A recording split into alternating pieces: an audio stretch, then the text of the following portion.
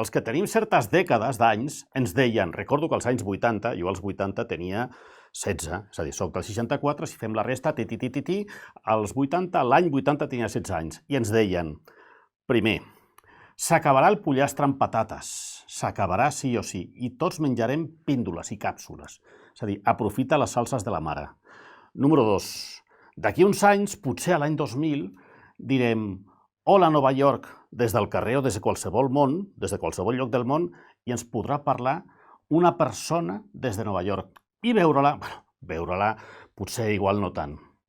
Som l'any 2024 i des d'aquesta parròquia d'Encamp, on parlem de la vida cada dia, puc dir Sant Joan d'Espí, Xavier Coral, bona nit. Bona nit, Sergi, què tal? Efectivament, aquí estem. No estic a Nova York, que m'agradaria, Sí? Però des de Sant Joan d'Espí et puc saludar perfectament.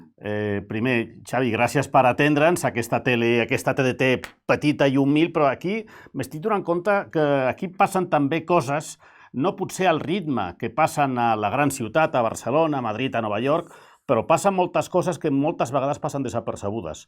Però vull agrair-te la teva presència. Encantat. L'excusa és... Bueno, quina excusa, mira que tinc. Mira quina cosa més xula que tinc. És un fill teu, i així, de calb a calb. Sí, no ens enganyem, Xavi, no ens enganyem. No. Primer, enhorabona. El tinc a mitges perquè me'l van donar divendres tarda i he fet un curs accelerat. Ostres, dius coses molt potents, molt personals, i molt que et surten de la vena. Primer, content del producte final? Sí, a veure, la veritat és que era una mica de responsabilitat perquè, clar, aquest material per la família era un material que era molt privat, que era molt íntim, i per tant el fet de decidir, doncs va, anem a explicar-lo, doncs això vaig... A veure, tothom ho va entendre perquè tots vam pensar que si el meu avi havia fet aquest esforç perquè aquesta història seva s'estabés, doncs si ara nosaltres, si jo li podia donar una mica més d'altaveu, doncs segurament hauria estat content. Però clar, era una responsabilitat perquè havies de plasmar la història de l'avi que ell havia explicat, doncs, escrivint cada dia des de la trinxera, des de l'exili a França, des de després quan el van castigar al Marroc, ell va estar escrivint sempre tot el que li passava, tot aquest material. Hosti, li havia de donar com un fil conductor, com posar-hi emoció, posar-hi conversa, posar-hi reflexió, i clar, era tractar amb la vida de l'avi, no?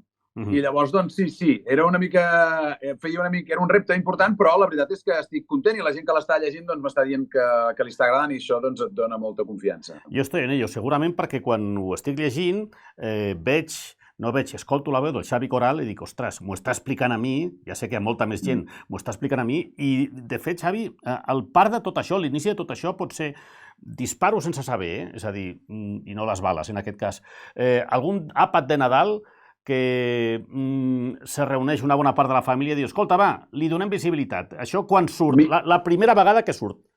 Mira, o sigui, el primer és un dinar de Nadal, efectivament, en què arriba el meu avi i ens dona en els seus fills, la meva mare i els seus germans, i a tots els seus nets, ens dona una mena de muntatges que havia fet ell, amb fotocòpies i tal, i escrit a màquina, on ens diu, mira, això són les meves memòries. Ell tenia 82 anys. I ens diu, això són les meves memòries. I vam dir, bueno, doncs... No ho esperàveu. Aquell moment, aquell dinar de Nadal, a les postres, entra l'avi, desapareix de la taula, va a una habitació i porta això, Exacte, tal qual.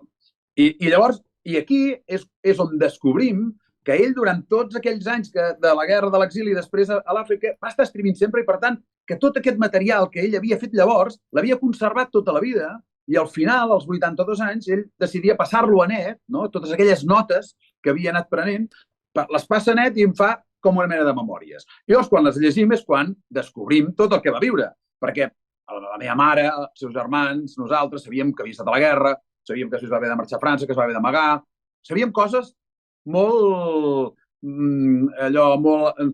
poc definides, molt poc concretes, no? I llavors, clar, quan ho vam llegir vam descobrir que allà hi havia una història i que havia passat moltes coses, no? Però, clar, en aquell moment, jo, per exemple, no em vaig veure amb cor de fer res. Ja ho vam veure que aquella història era potent, però dius, no penses que tu puguis fer res o que ho sabràs fer res amb allò, no? Ja han hagut de passar 20 anys, o sigui, el meu avi fa 20 anys que és mort. I jo aquest temps sempre he pensat, hosti, aquí hauríem de fer alguna cosa. I llavors va ser quan, efectivament, llavors vaig ser jo el que un dia vaig aprofitar la família per dir-los, escolta, jo vull fer aquest llibre explicant aquesta història, no? I novel·lant tots aquests fets que ell explica tan ben fets, però que els explica amb distància, no? Una mica com si no li passessin amb ell, no? Llavors li faltava aquesta part més emocionant. El que va treure la capsa amb aquests documents aquell dia de dinar, no en sabíeu res? No us va explicar mai que, bueno, sí, potser vaig escrivint a la guerra... Sí, hi havia hagut alguna vegada que la meva àvia, o sigui, ell ho deia, estic mirant coses que tinc de la guerra o tal, i no sé què, llavors nosaltres li preguntàvem i la meva àvia sempre deia, ai va, Josep, què has d'explicar, home? Deixa'ls ja, no els atabalis amb batalletes. Allò, ja ha passat molt temps, allò, tal. I, per tant, el meu avi sempre estava una mica frenat per la meva àvia en aquesta voluntat. Jo crec que cap al final va tenir la voluntat d'explicar coses. I la meva àvia sempre el frenava. Però la meva àvia es va morir abans que el meu avi. Ostres. I llavors, quan el meu avi va quedar vidu, jo crec que va dir, mira, ara és la meva. I llavors va ser quan va fer això.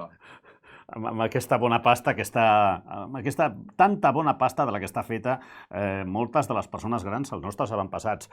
Quantes vegades, mirant aquesta documentació que us va deixar l'avi, has dit, hòstia? Clar, moltes vegades, perquè és que, o sigui, primer que hem de pensar que ells van marxar a la guerra amb 20 anys. El meu avi va marxar a la guerra amb 20 anys. Clar, ara hem decidit un nano de 20 anys que de cop i volta li fan una instrucció de 3 mesos, surt de tinent d'artilleria i... Perdona, surt de tinent d'artilleria i se'n va a la guerra. Clar, dius, com pot ser això? O sigui, com pots afrontar una cosa tan grossa amb només 20 anys? Bueno, doncs allà van haver de sobreposar-se al moment i jo crec que el meu avi, que després de gran era una persona amb una gran personalitat, amb una capacitat de lideratge molt important, que va dirigir empreses, que va dirigir equips humans molt forts i tal, jo crec que va forjar-ho allà en aquell moment, no? En aquella guerra. Llavors, per tant, veus moments en què ha de prendre decisions que han de salvar la vida de la gent o que poden posar en risc la vida de la gent i que les ha de prendre i que ha de tirar endavant i que ha de lluitar i que... Hòstia, i la veritat és que impressiona molt, perquè és que, a veure, diu que tothom, en situacions extremes, tothom reacciona d'una manera que és impensable que la sàpigues ara, no? Però, clar, veient-ho, dius, trobo que Déu-n'hi-do el bé que se'n va sortir, per entendre's, de tot el que li va venir sobre, no? Se t'ha escapat una hòstia mentre em deies tot això, Bueno, tu també, Tu també has acabat la pregunta. Sí. Has acabat la pregunta dient hòstia, tu abans. Sí, bueno, clar, era per definir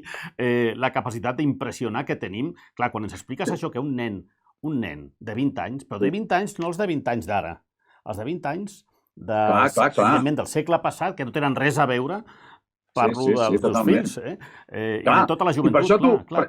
Mira, quan començava estudiant ens deien que als anys 80 ens deien que tal. Als anys 80 una cosa que ens deien els nostres avis és una guerra hauríeu d'haver passat. Aquí. I nosaltres ens ho preníem com una frase feta que volia dir que ara vivíem millor que abans, no sé, no? Però no. Llavors descobreixes que ells la van passar la guerra i la van passar amb tots els ets i uts, diguéssim, no? I, per tant, hosti, Déu-n'hi-do, va ser molt fort, allò. Una guerra hauríem de passar. Sisplau, que no torni una guerra, que jo crec que no té pinta, però és veritat que l'ésser humà igual no és aquí al nostre territori, però ens agafa a 3.000 quilòmetres i, bueno, és igual. Jo crec que servidor ja estic a punt de fer 60 i ja no tinc moltes edats perquè em cridin. No sé, però és veritat que podem fer la broma que vulguem, però, hòstia, una guerra. Sí. No ens fem la idea. No, és que mira, això que deies ara, mira que curiós, perquè jo quan estava escrivint el llibre, hi ha un moment que el meu avi doncs marxa cap a l'exili, marxa caminant i travessa la frontera, no? I quan estava escrivint justament aquest tros, jo me'n vaig anar a la frontera de Polònia amb Ucraïna quan va començar la guerra d'Ucraïna. I allà vaig estar veient els que sortien d'Ucraïna, majoritàriament les dones i nens i tal, que marxaven de la guerra i s'exiliaven. En aquest cas, érem color, i érem amb uns vestits com els nostres i era amb maletes amb rodes, que no eren amb maletes de fusta com als anys 40, però era exactament el mateix. O sigui, per tant, tornem a estar allà, sempre tornem a estar allà. Som així, la humanitat. No m'agrada fer aquestes preguntes, però una la faré perquè igual t'ha passat. T'has arribat a emocionar a l'agafar aquells fulls escrits a màquina i dir, hòstia, tio, haver de parar i dir, hòstia, l'avi, tio, hòstia. No parlo de l'hòstia, sinó del moment emotiu. Sí. Hi ha moments que ho són molt. Hi ha moments perquè hi ha moments realment molt intensos i que aquesta era una mica abans que em deies, no, quina ha sigut la responsabilitat, no, clar, o sigui, de poder explicar i copsar, diguéssim, escrivint aquell moment que tu veus que aquell moment devia ser molt potent, no devia ser molt emotiu, o li devia afectar molt, no? I sí, ja veuràs que en el llibre n'hi ha uns quants de moments d'aquests, sí, i tant. Aquesta és la faceta del Xavi Coral, escriptor, a qui t'hem vist moltes vegades, molts anys, a TV3, no només a Sant Joan d'Espí, sinó com a corresponsal. L'objectiu d'aquest llibre és, com a mínim... Bueno, primer, pregunto, quin és l'objectiu? I després faig la segona pregunta.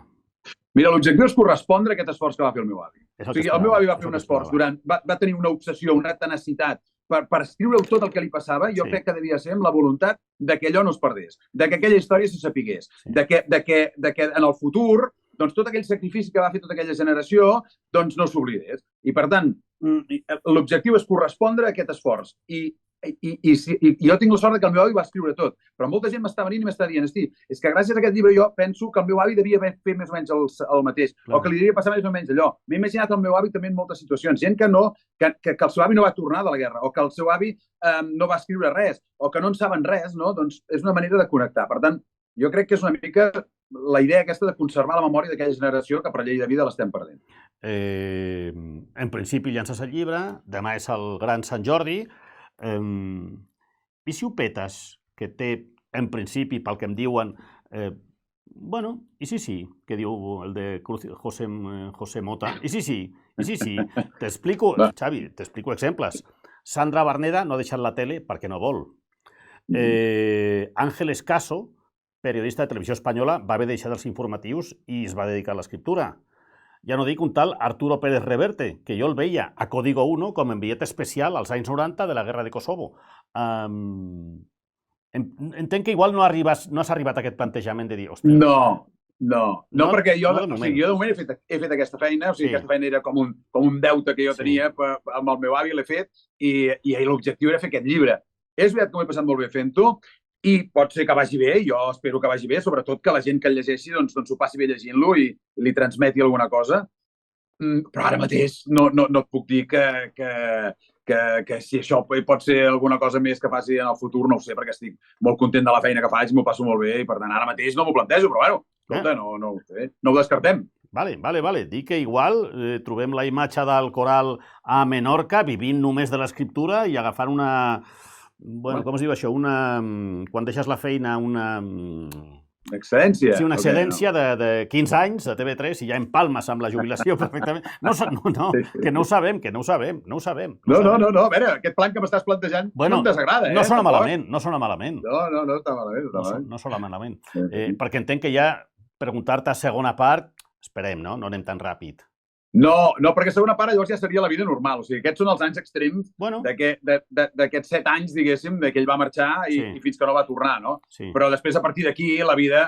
Bueno, a veure, la vida va ser amb el franquisme i va ser complicada, però ja no va ser tan novel·lesca com tots aquests anys anteriors. Clar. O que vingui una persona, un productor executiu de Netflix o d'una plataforma que t'hi digui... Ui, estàs anant molt endavant, estàs anant molt lluny, ja. Bueno, doncs, perfecte. Doncs vaig a les preguntes de P3. Satisfet amb la novel·la? No. Jo sempre penso amunt de tot. Amunt de tot. I després ja anirem baixant. Però clar, seria molt pretensiós per part meva que ara et digués home, sí, espero que Netflix vingui i em passi una novel·la. No. Vull dir, no pots plantejar-ho, però jo el que sí que crec és que és una manera d'explicar, o sigui, per exemple, de cara a la gent jove, no? O sigui, a la gent jove si li dius llegir un llibre d'història de la Guerra Civil, doncs difícilment, vaja, sí, potser se'l llegirà, però costarà que hi entri en un llibre d'història que expliqui com va anar el conflicte, què passava i tal, no? En canvi, si li expliques com era aquella història arran de terra, la que vivia la gent normal, la que van viure els seus avis, els seus besavis i tal, doncs potser és una mica d'entrar en la història, voler-la conèixer després millor, a través d'una manera que és molt més humana, molt més fàcil, no?, d'entrar-hi.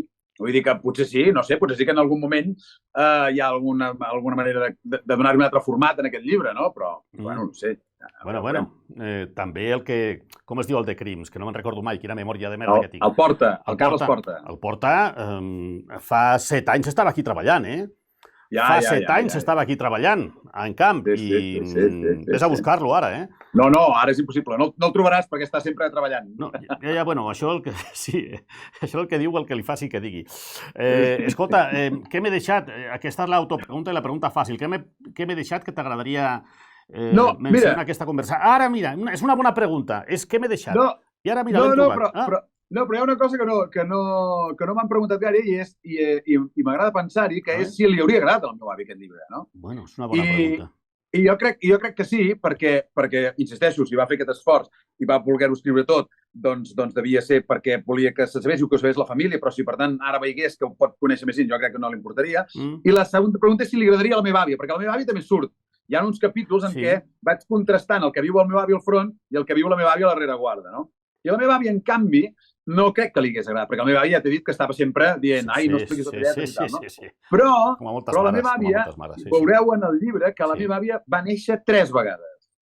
I, per tant, quan has nascut 3 vegades, la vida és un regal, no? Perquè has estat a punt de perdre-la 2 vegades i, per tant, doncs és un regal. Llavors, per tant, era una dona que sempre estava contenta, sempre estava feliç, sempre tot li semblava bé. Vull dir que, per tant, jo crec que no li hauria agradat la idea, però un cop fet, jo crec que hauria estat molt contenta, també.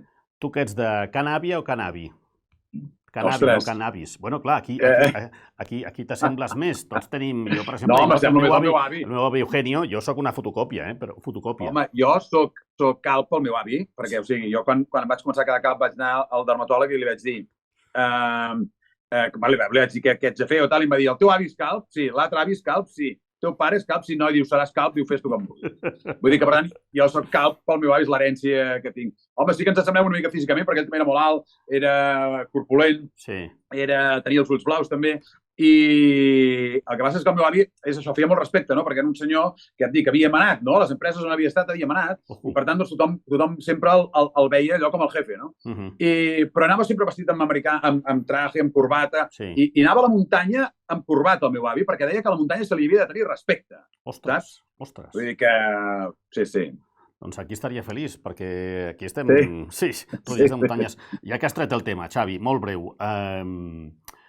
Quantes vegades, mirant al mirall, has dit per què d'aquí cap a dalt no hi ha res, o surt molt lent, que aquesta és la meva teoria, o surt molt lent, i aquí... No, en sèrio, jo veig que les celles em creixen molt ràpidament i de forma molt voluminosa. És a dir, quina trampa és aquesta?